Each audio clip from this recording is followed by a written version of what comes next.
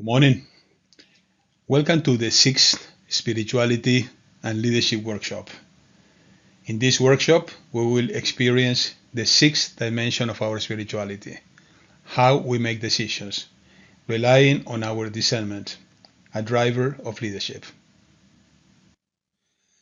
What criteria do we use to make complex decisions? How do we ensure the best possible decision? The video Transforming Strategic Management on this website shows how academia and the science of modern strategic management propose critical thinking to make decisions. Critical thinking is an intellectual exercise that links the environment, strategies, and results. Success or failure is measured using metrics that conclude whether a decision is correct or not. However, as we saw in another of the videos, the crucial role of discernment, critical thinking is a limited mechanism for making complex decisions. In these workshops, we will exercise our discernment, which involves critical thinking but incorporates other dimensions. What is discernment? John Kashan, 15 centuries ago, proposed an intuition of discernment based on values. How can we know if what a person offers us in an exchange of ideas or goods is valuable? To discern the value of an exchange, to know if we accept an idea that another person proposes to us, if we accept the decisions of others, we must consider our values, the values of the other person, and the value of what we are exchanging. As we saw in these workshops, values arise from my conscience, and so that I can judge whether someone or something is valuable. Conscience requires mindfulness to understand my values, the value of others, the values of things, ideas, and decisions. Discernment relies on our conscience, which automatically includes our relationships, affections, empathy, and sensitivity. This is the first major difference between critical thinking and discernment. Several years ago, I studied a 4-year program with the Jesuits at Sacred Heart University to learn how to be a spiritual director. One of the central themes in the spiritual direction is discernment. St. Ignatius of Loyola proposed another conception of discernment, much broader and deeper. To understand this vision of discernment, we must first understand the spiritual exercises of St. Ignatius, for in them the role of discernment in making decisions is discussed. To understand what the spiritual exercises are, let's do a little spiritual exercise. To begin this spiritual exercise, you should read the Gospel passage of the blind Bartimaeus. First, we need to enter the gospel scene, to be part of it. I imagine myself on the floor, begging for alms, burdened by my limitations, by my disability, be it emotional, social, work-related, economic, whatever it may be. I meditate on myself, on the fact that I feel limited, vulnerable. I want to overcome my limitation. I want to be able to see, to hear, to feel. I imagine a group of people walking by. There is Jesus who is passing through my life.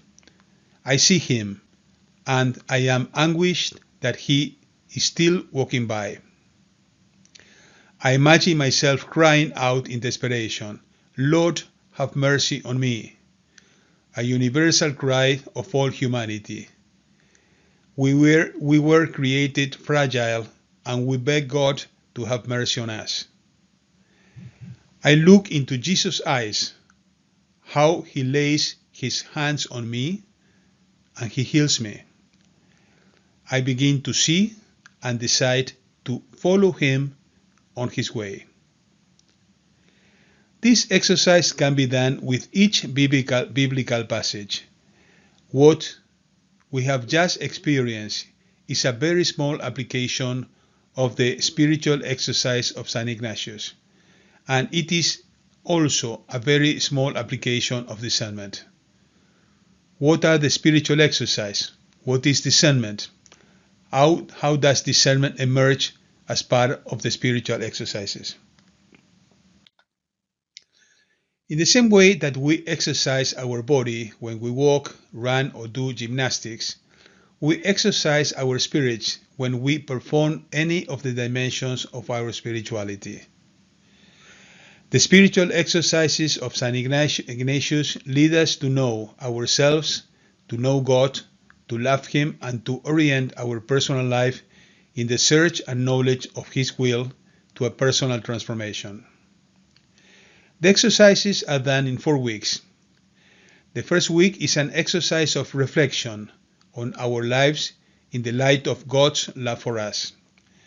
The episodes that have shaped it, our memories, our feelings, the positive and painful experiences we have had in order to discover God's presence in them.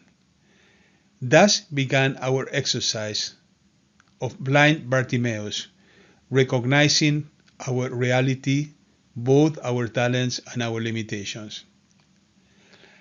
And in this first week, St. Ignatius presents the first part of his rules of discernment to understand the will of God in our process of personal purification. What is discernment? Our life constantly presents us with choices between two paths. One leads to a full and truly human life, and the other leads in a dehumanizing and destructive direction.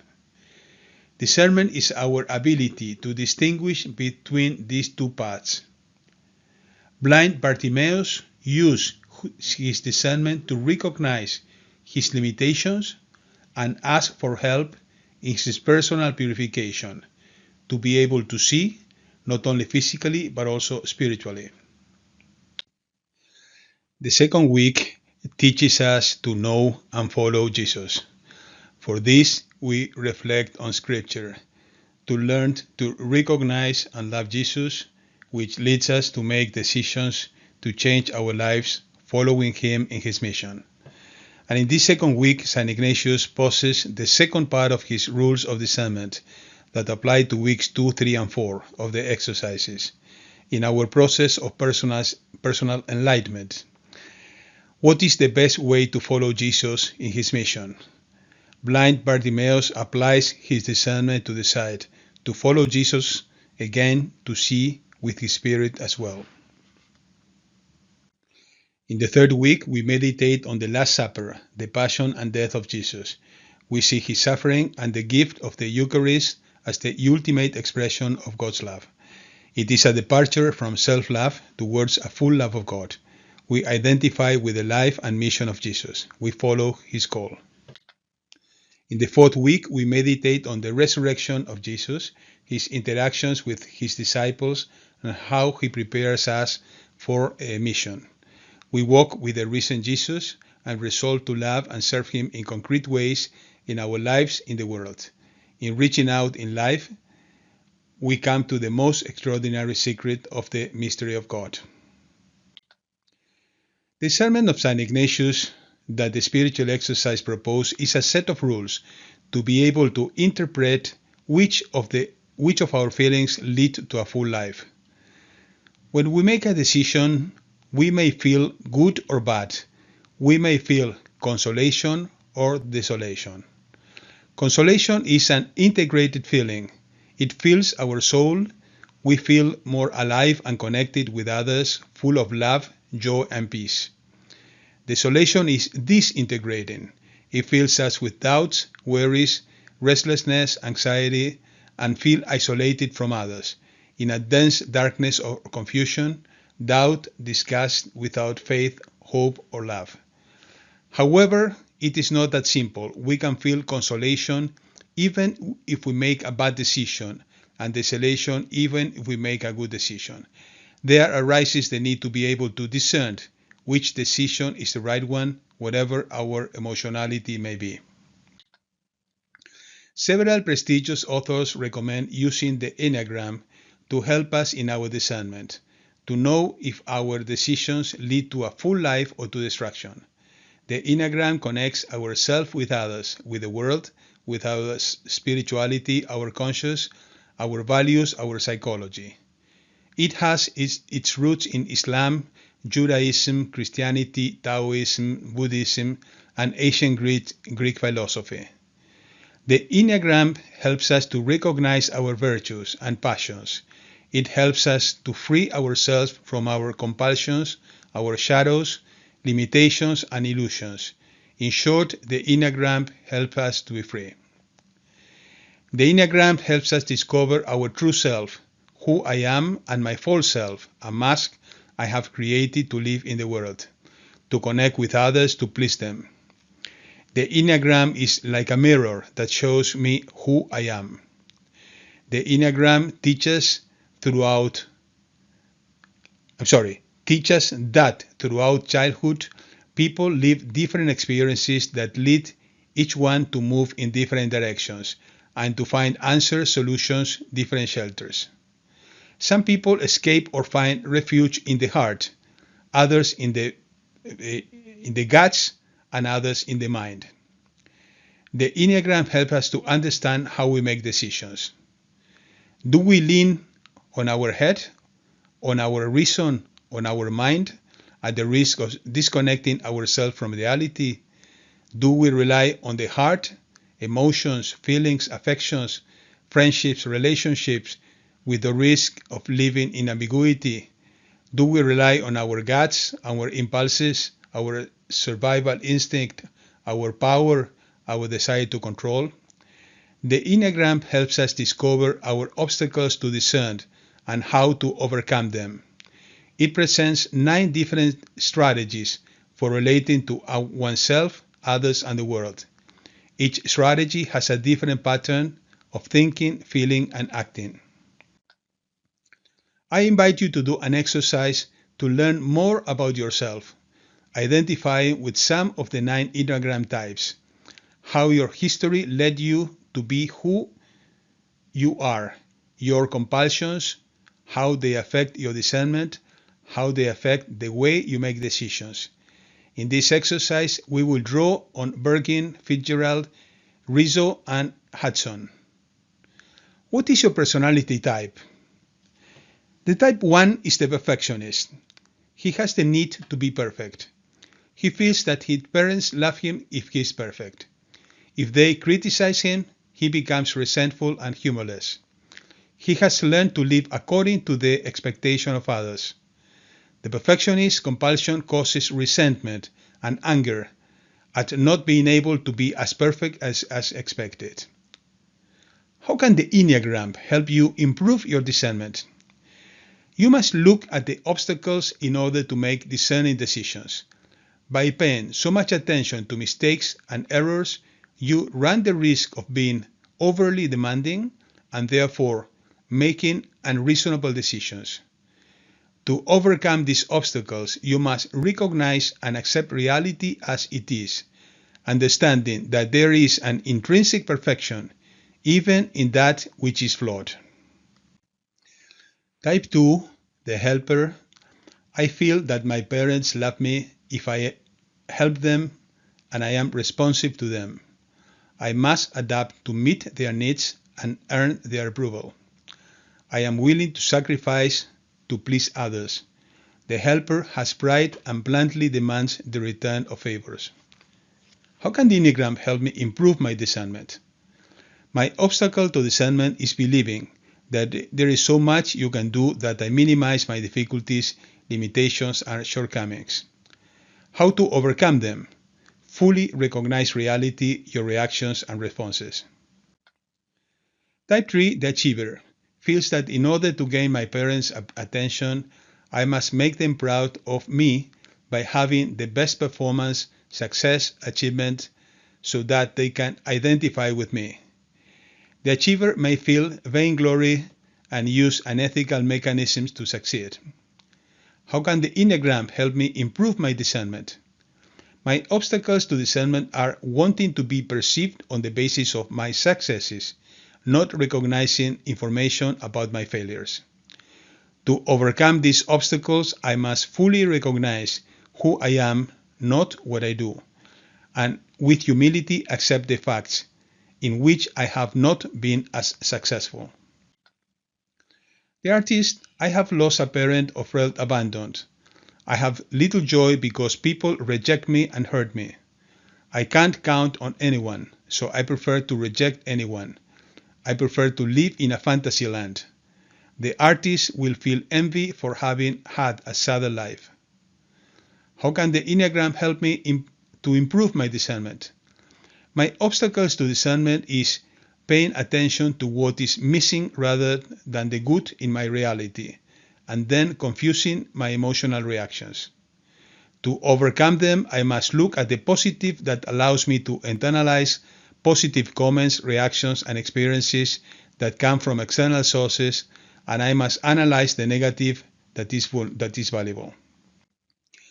The observer, the loss of a parent, being abused, intrusive parents force me to withdraw into myself. My parents know everything about me, so I feel ashamed and terrified of people. I prefer to live in the world of the mind, to know everything, to get lost in the crowd.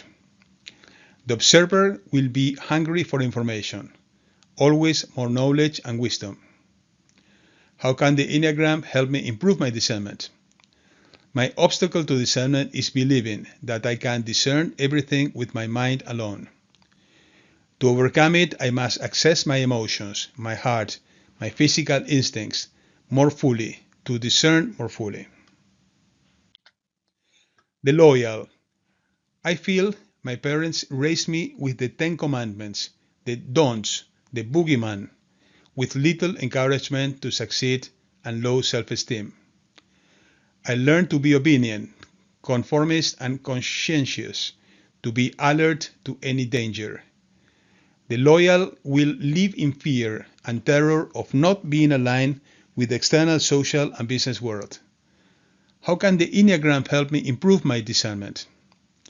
My obstacles to discernment is not being fully able to differentiate my projections, the product of my own inner life, from my perceptions, which also come from my acute mind.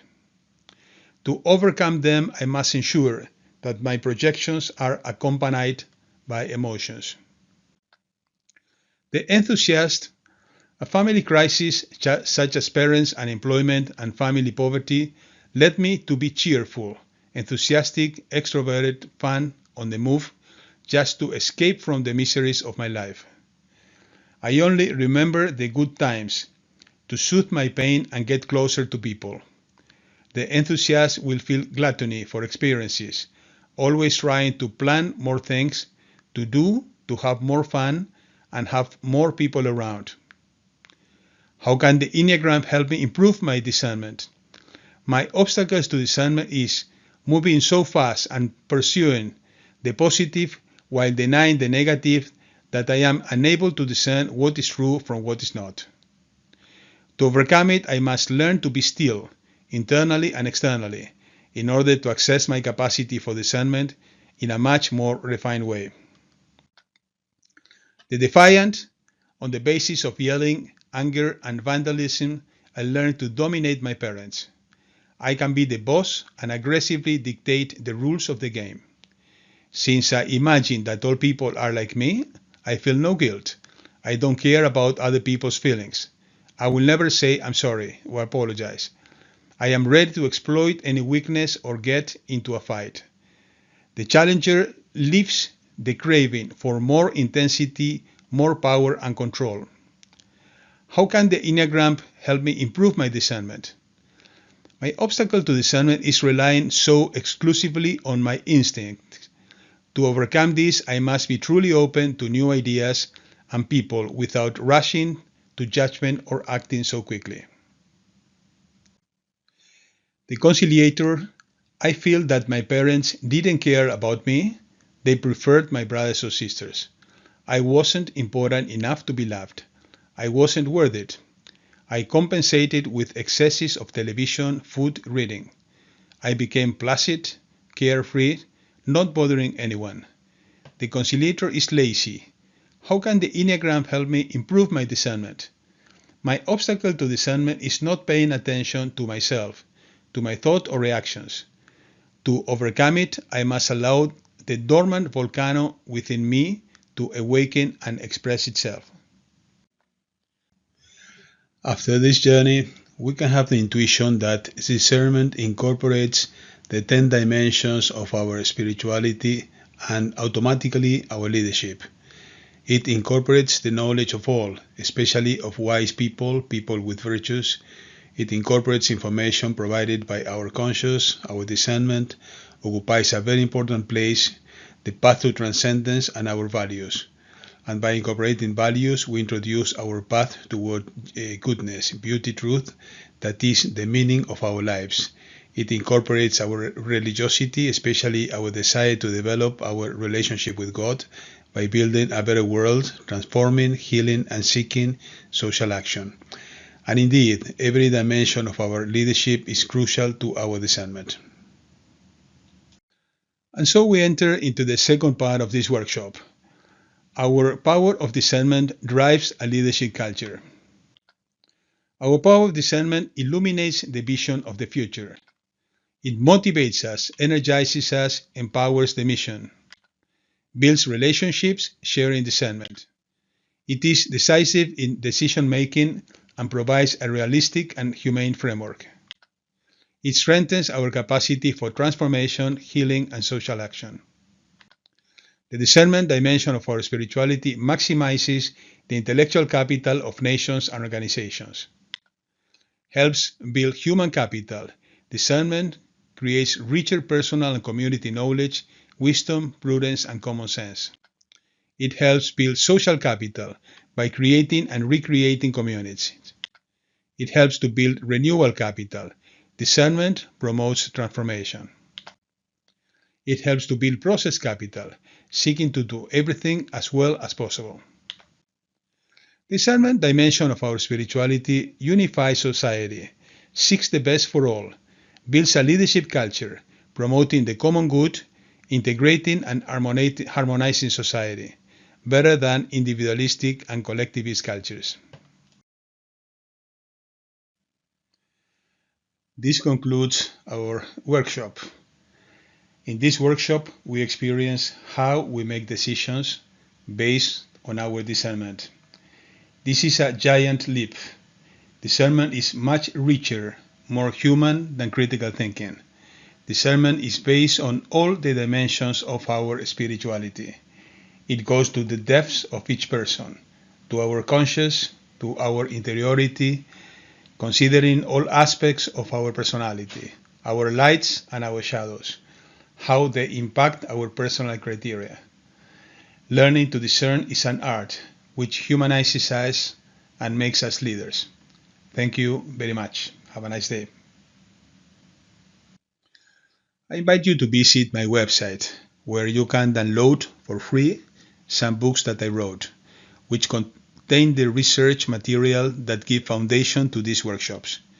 You may be interested to go to the sources, to more than 500 thinkers who reflected on these issues.